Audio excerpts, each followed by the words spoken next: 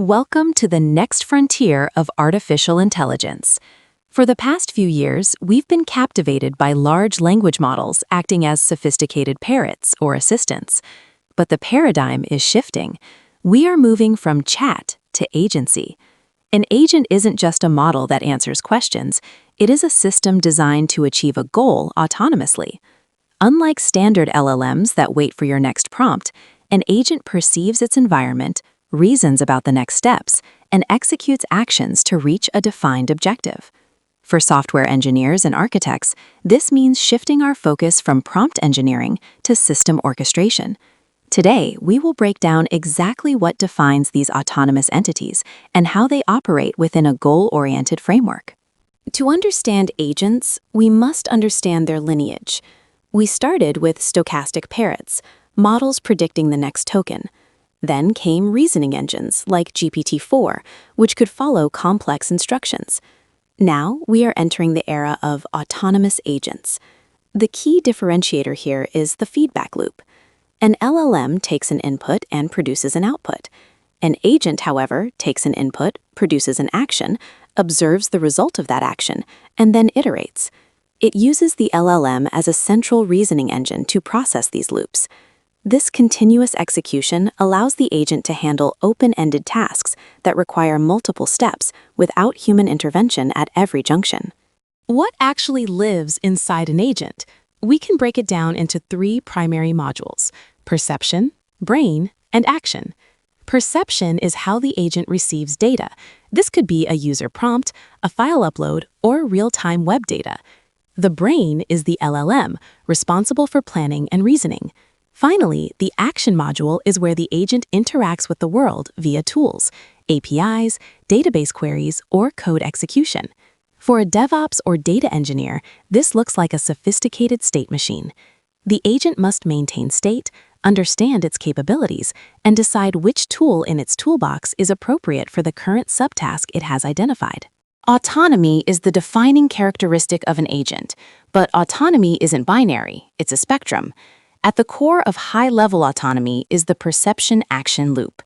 The agent observes the current state, compares it to the goal state, and identifies the delta, or the gap.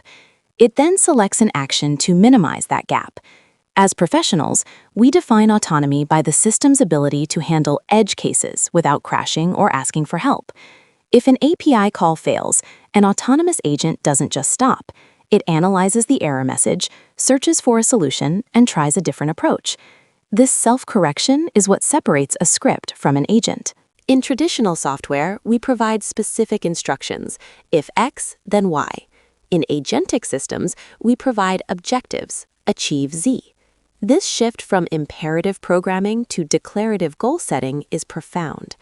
A goal for an agent consists of a primary objective and a set of constraints. For example, a product manager might tell an agent, optimize the conversion rate of this landing page by 5%, but do not change the brand color palette. The agent must then decompose this high-level goal into actionable subtasks. It must understand the definition of done and verify its own progress against these metrics using its internal reasoning capabilities.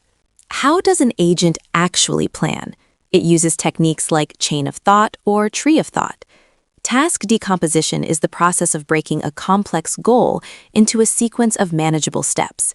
If the goal is build a full-stack web app, the agent decomposes this into 1. Design schema, 2. Create API endpoints, 3. Develop UI components, 4. Integrate front-end and back-end. For architects, the challenge is ensuring the agent doesn't get stuck in a hallucination loop. We use frameworks like React, Reason, and Act, where the agent explicitly writes out its thought process before executing a command, providing a trace we can audit. An agent is useless if it is trapped in a box.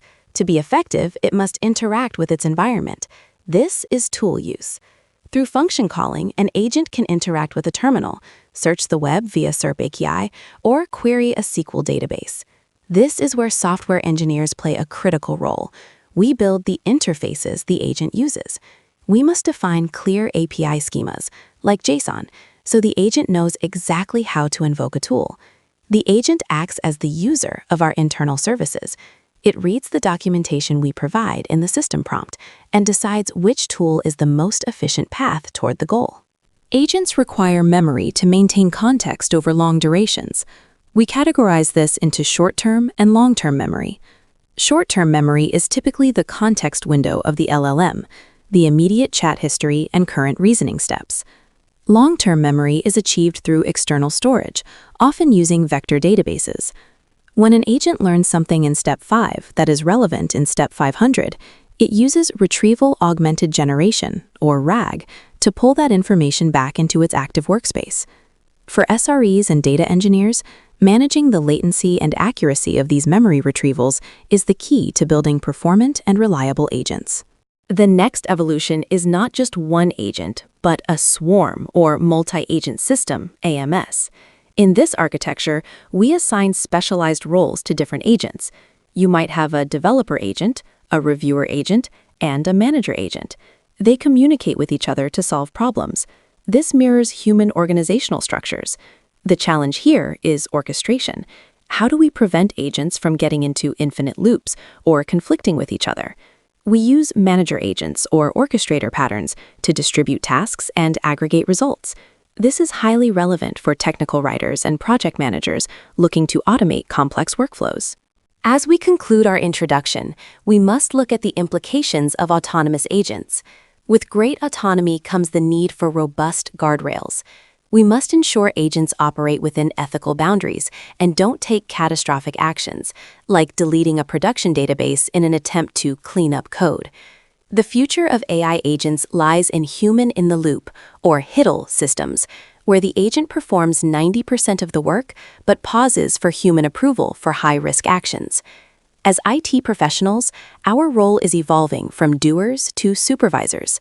We are building the frameworks that define the goals, the tools, and the safety limits for the next generation of digital workers.